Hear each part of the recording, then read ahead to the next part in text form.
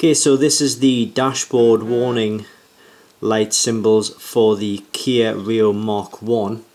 If you do have any of these dashboard warning lights showing on your dashboard and you're not exactly sure what they mean, what we'd advise you to do is click the link directly below this video, because there is a dash light warning guide